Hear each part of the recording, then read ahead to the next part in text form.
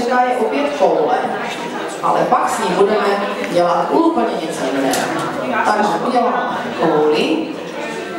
Chce to trošku přitlačit, aby se vám to pěkně uválelo. Zatlačte nejdřív na tu prtěnku. Ono se to za chvilku bude dát hezky poválet.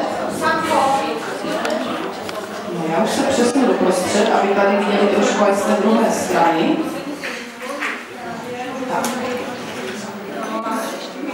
Tak.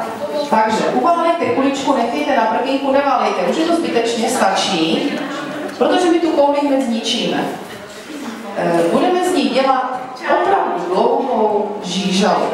Když si otočíte to prkénko, jak kdyby napři, nebo nemusíte ho otáčet, ne, nic nedělejte.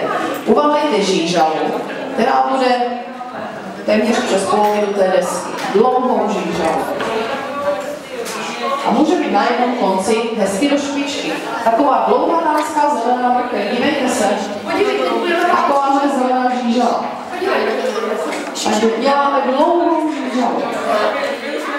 Válíme, to je ono. Takhle dlouhá. Takhle hezky. Jak takový rákouk zelený. To je ono. Zelený rákouk dělá.